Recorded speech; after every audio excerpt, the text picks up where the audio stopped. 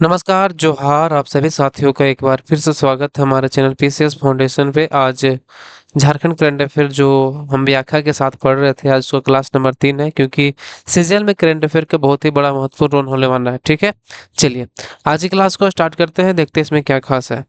अगर कोई भी चैनल पर नए होंगे तो सब्सक्राइब जरूर कर दीजिएगा और बेल आइकन को भी दबा लीजिएगा। और ये रही बात ये पीडीएफ की, तो पीडीएफ आपको मिल जाएगा हमारे टेलीग्राम चैनल पे पीसीएस फाउंडेशन पे, जो कि डिस्क्रिप्शन बॉक्स में लिंक दिया हुआ है वहां पे। ठीक है, चलिए आज का पहला सवाल आपके सामने है कि राज्य में किस विधानसभा क्षेत्र के विधायक डॉक्टर सरफराज अहमद ने विधानसभा की सदस्यता से इस्तीफा दे दिया है।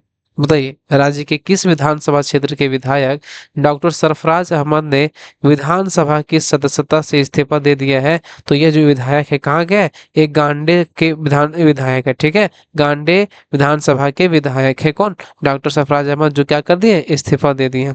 चलिए इसके बारे में थोड़ा जानते हैं कि राज्य में सत्तारूढ़ झामुमो के गांडे विधायक डॉक्टर सरफराज अहमद ने विधानसभा की सदस्यता से इस्तीफा दे दिया है।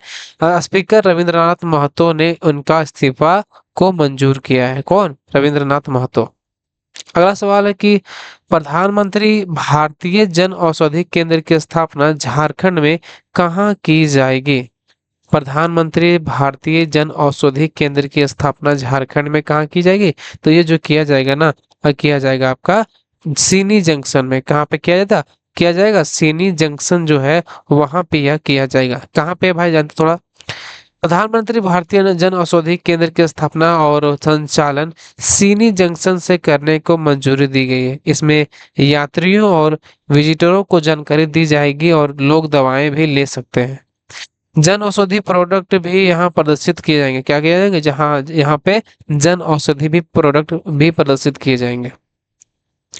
अगला सवाल देखते हैं कि केंद्र सरकार के सहयोग से राज्य के कितने जिलों में आयुर्वेद अस्पताल खोले जाएंगे? केंद्र सरकार के सहयोग से राज्य में कितने जिलों में आयुर्वेद अस्पताल खोले जाएंगे? तो जो केंद्र सरकार के सहयोग से जो अस्पताल खोले जाएंगे वो 7 अस्पताल खोले जाएंगे। कितना? 7 अस्पताल, 7।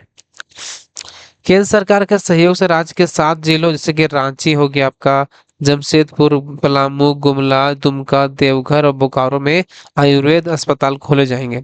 रांची व जमशेदपुर में जहां अस्पताल की क्षमता 50-50 बेड की होगी, वहीं पलामू, गुमला, दुमका, देवघर व बोकारो में 10-10 बेड की होगी। ठीक है, क्योंकि ये जो है ना, ये क्राउड एरिया है, रांची और जमशेदपुर।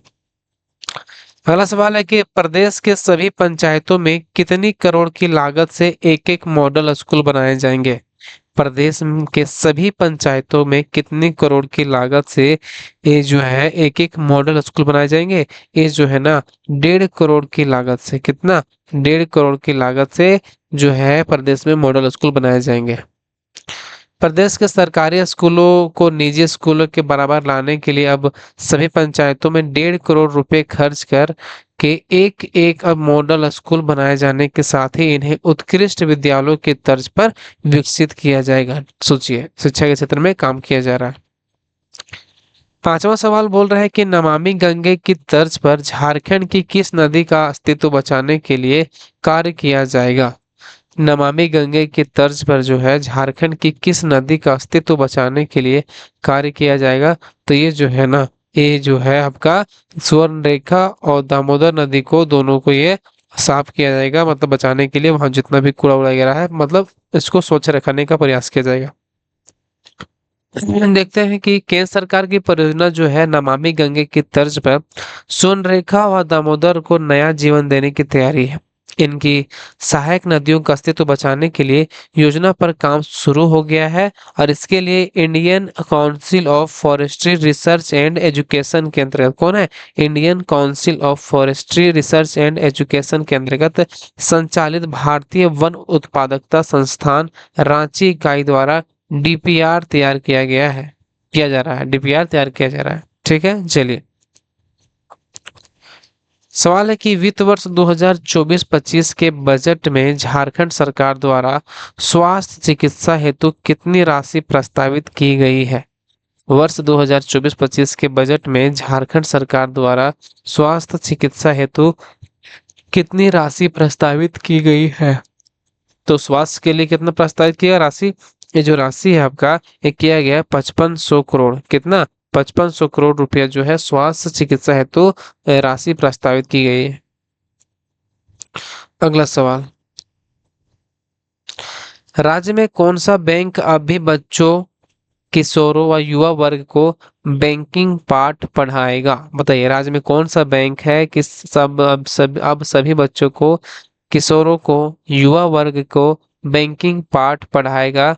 तो ये जो है ना आपका आरबीआई जो है, reserve of bank of India, बैंकों का बैंक, ये बच्चों, किशोरों, युवा वर्ग को ये बैंकिंग का पाठ पढ़ाएगा। देखिए, भारतीय रिजर्व बैंक के सभी बच्चों, किशोरों और युवा वर्ग के बैंकिंग का पाठ पढ़ाएगा। इसमें तीन प्रमुख बातों पर फोकस किया गया है। कौन कौन का? इनमें बचत, कंपाउंडिंग की शक्ति, छात्रों के लिए बैंकिंग की आवश्यकताएं और डिजिटल और साइबर स्वच्छता की जानकारी दी जाएगी, ताकि उसको कोई इसी तरह का कोई लूटपाट ना कर सके। ठीक है, चलिए। झारखंड फार्मास्यूटिकल पॉलिसी 2023 का उद्देश्य कितने लाख व्यक्तियों को रोजगार उपलब्ध कराना है? झारखंड फार्मास्यूटिकल पॉलिसी 2023 का उद्देश्य कितने लाख व्यक्तियों को रोजगार उपलब्ध कराना है? तो ये जो लाख में बात कर रहा है, 5 लाख व्यक्तियों को ये रोजगार उपलब्ध कराना है। किसके माध्यम से? झारखंड फार्मास्यूटिकल पॉलिसी 2023 के। इसके बारे में जानते हैं। झारखंड फार्मास्यूटिकल पॉलिसी 2023 का उद्देश्य झारखंड को निवेशकों के लिए पसंदीदा गंतव्य बनाना है, ताकि यहाँ पर निवेशक पहुंचे और अपना निवेश करे और इसके कारण रोजगार सृजन हो। और 1 लाख करोड़ से अधिक निवेश को आकर्षित करके 5 लाख व्यक्तियों के लिए रोजगार पैदा करना है। ठीक है, कितना लाख? 5 लाख। झारखंड पर्यटन नीति के अंतर्गत सरकार ने किन क्षेत्रों में निवेश परियोजनाओं को शामिल किया है? झारखंड पर्यटन नीति के अंतर्गत सरकार ने किन क्षेत्रों में निवेश परियोजनाओं को शामिल किया है? तो निवेश परियोजनाओं को शामिल किया है आपका कौन कौन? एक किया है होटल एवं रिसोर्ट, रोपवे एवं एडवेंचर पार्क। होटल एवं रिसोर्ट और रोपवे एवं एडवेंचर पार्क, यानी ए और बी दोनों ये जो है ये परियोजनाओं में शामिल है। ठीक है, चलिए। झारखंड सरकार पर्यटन क्षेत्र में रोजगार सृजन करने तथा झारखंड के पर्यटन के लिए मस्ट विजिट डेस्टिनेशन बनाने के उद्देश्य से जिन खास क्षेत्रों में निवेश करने का फैसला लिया किया है, वह है hotel, resort, ropeway and adventure park. ठीक है, चलिए। पुणे में संपन्न अखिल भारतीय अंतर विश्वविद्यालय महिला हॉकी प्रतियोगिता में उपविजेता कौन सी टीम बनी? पुणे में संपन्न अखिल भारतीय अंतर विश्वविद्यालय महिला हॉकी प्रतियोगिता में उपविजेता कौन सी टीम बनी है? तो उपविजेता यह बना है आपका रांची विश्वविद्यालय टीम। कौन बना है उपविजेता? रांची विश्वविद्यालय टीम। ठीक है, चलिए इसके बारे में जानते हैं कि रांची विश्वविद्यालय की टीम पुणे में संपन्न अखिल भारतीय अंतर विश्वविद्यालय महिला हॉकी प्रतियोगिता में उपविजेता बने। फाइनल में उसे ग्वालियर विश्वविद्यालय ने 2-1 से हरा दिया। ग्वालियर विश्वविद्यालय ने 2-1 से हरा दिया। ठीक है, चलिए। सवाल है कि 37वें राष्ट्रीय खेल में झारखंड के खिलाड़ियों ने कुल कितने पदक जीते? किसमें? 37वें राष्ट्रीय खेल में। तो झारखंड के जो खिलाड़ी इसमें पदक जीते हैं, वो जीते हैं कितना? ये 25।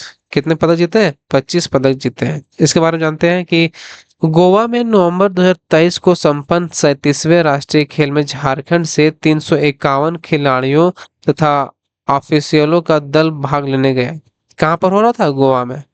झारखंड के खिलाड़ियों के 6 स्वर्ण, 5 रजत और 14 कांस्य पदक समेत 25 पदक जीते हैं। झारखंड को सबसे अधिक 4 स्वर्ण, 3 कांस्य लॉन बॉल्स में, 2 रजत, 6 कांस्य वुशु में और दो स्वर्ण, 2 रजत तीरंदाजी में तथा तैराकी में, पेंचांग में, सिलाट में, पुरुष rowing, hockey, athletics, roll ball, पुरुष लगोरी, सब क्या खेल है, पदक प्राप्त किए। झारखंड का दल 20वें स्थान पर रहा। इस प्रतियोगिता में महाराष्ट्र जो है वो प्रथम स्थान पर रहा। झारखंड मिसेज इंडिया कौन बने? झारखंड मिसेज इंडिया कौन बनी है? तो झारखंड जो मिसेज इंडिया बनी है आपका, ये है प्रिया दास। कौन है? प्रिया दास जो है झारखंड मिसेज इंडिया बनी है। प्रिया दास। मनिहारी विधायक मनोहर प्रसाद सिंह की पुत्री कौन है? मनोहर प्रसाद सिंह की पुत्री मीनाक्षी माधुरी झारखंड मिसेज इंडिया बनी है। फॉरएवर स्टार इंडिया की ओर से जयपुर में इसका आयोजन किया गया था।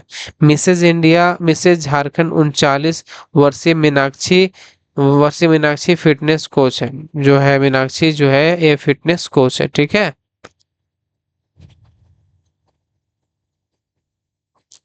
मीनाक्षी मधु, अच्छा ये जो ऑप्शन है ना यहाँ पर गलत लिखा हुआ, ठीक है।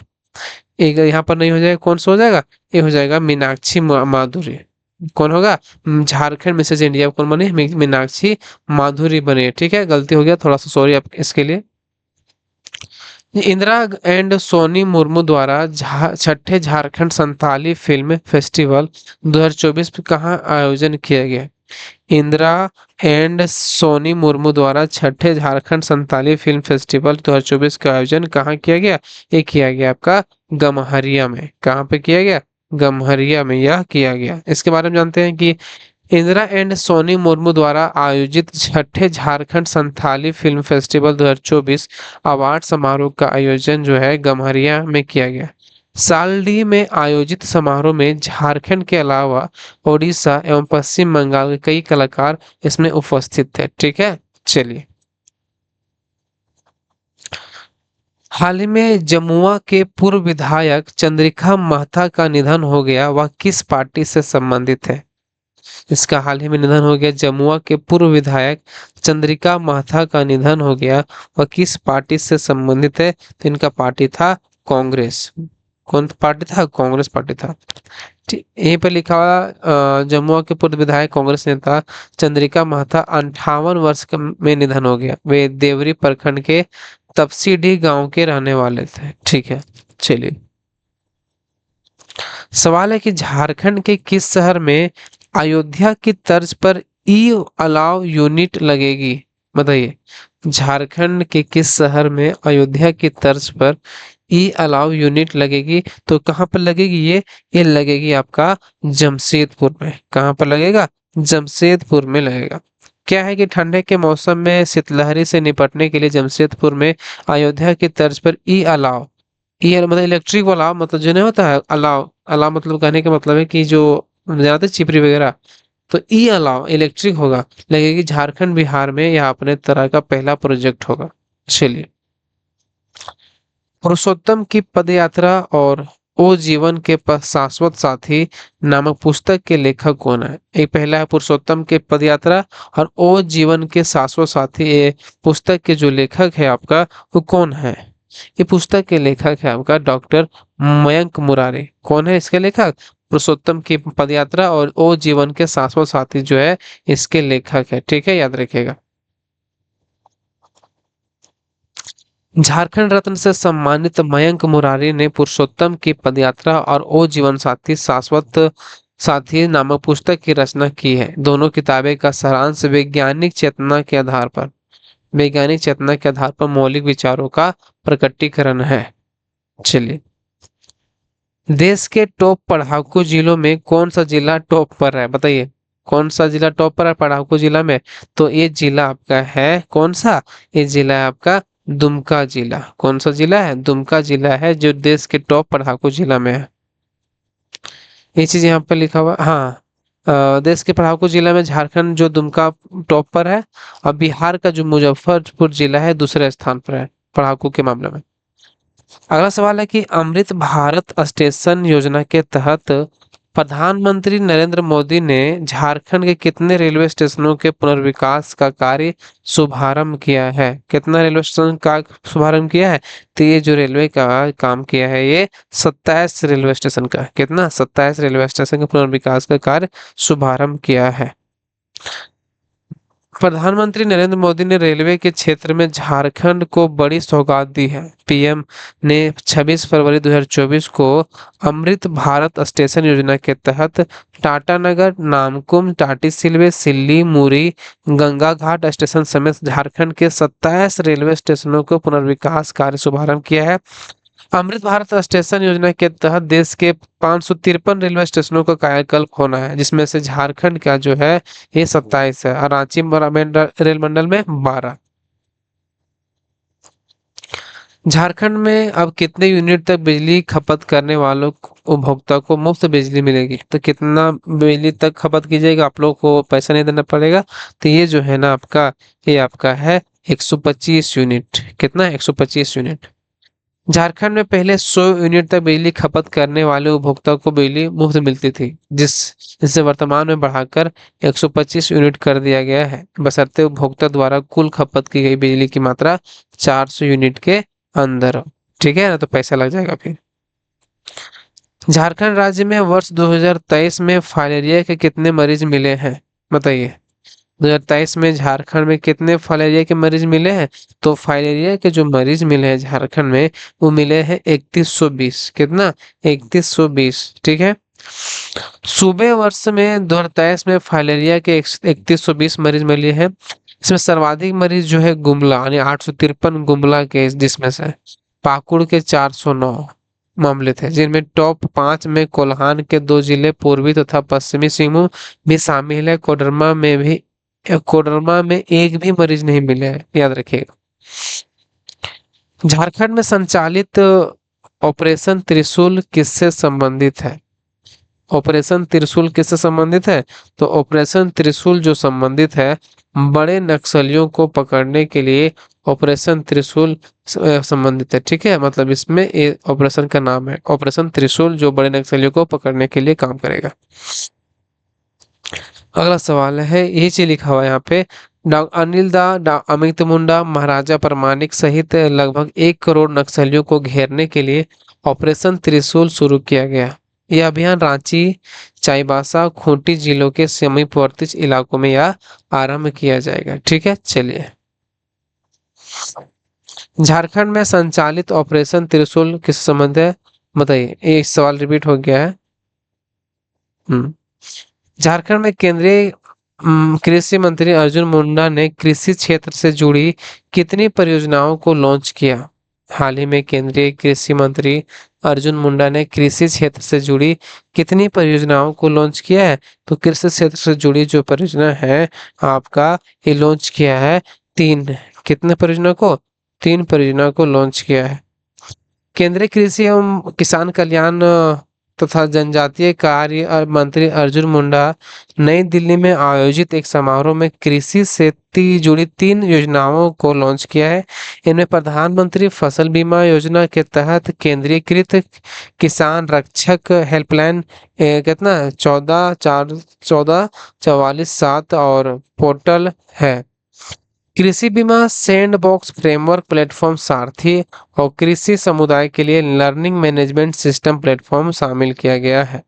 चलिए, सवाल है कि झारखंड कोर्ट फीस संशोधन विधेयक 2022 को राज्य सरकार ने संशोधित कर कितने रुपए की सहमति पर 15% तक शुल्क निर्धारित किया है? झारखंड कोर्ट फीस संशोधन विधेयक 2022 को राज्य सरकार ने संशोधित कर कितने रुपए की सहमति पर 15% का शुल्क निर्धारित किया है? तो कितने प्रतिशत पर शुल्क निर्धारित किया है? ये किया है 30,000 पर। कितना? 30,000 पर। इसके बारे में थोड़ा जानिए कि झारखंड कोर्ट फॉर फीस संशोधन विधेयक 2022 के अनुसार अब संपत्ति 30,000 तक की है तो इस पर कुल मूल्य 15% शुल्क लगेगा। उच्च न्यायालय में शपथ पत्र के लिए 30 रुपये और अन्य न्यायालयों के लिए 20 रुपये शुल्क तय किया गया है तथा वकालतनामा के लिए 50 रुपये और 30 रुपये शुल्क तय किया गया है। ठीक है, याद रखिएगा। नीति आयोग द्वारा जारी देश के अल्प विकसित 112 आकांक्षी जिलों की अप्रैल 2023 की डेल्टा रैंकिंग के अनुसार कौन सा जिला देश भर में पहले स्थान पर है? डेल्टा रैंकिंग जिसमें हुआ था उसमें कौन सा जिला पहले स्थान पर है देश भर में? तो ये जिला है आपका कौन? पूर्वी सिंहभूम। क्यों ना है? पूर्वी सिंहभूम जिला जो है पहले स्थान पर है। ठीक है, चलिए। यहीं पर नीति आयोग द्वारा जारी इस रैंकिंग ने पूर्वी सिंहभूम देश भर में पहले स्थान पर है। पूर्वी सिंहभूम का जो कंपोजिट स्कोर मार्च 2023 में था 58.3, जबकि अप्रैल में 2023 में बढ़कर 60.4 हो गया। दूसरे स्थान पर बिहार का गया है और तीसरे स्थान पर जमुई जिला है बिहार का। ठीक है, चलिए आज की क्लास को यहीं पर एंड करते हैं, और वीडियो अच्छा लगेगा तो लाइक जरूर कर दीजिएगा और वीडियो को भी शेयर कर दीजिएगा। मिलते हैं अगले वीडियो में, तब तक धन्यवाद सभी को एक बार फिर से झारखंडी जोहार।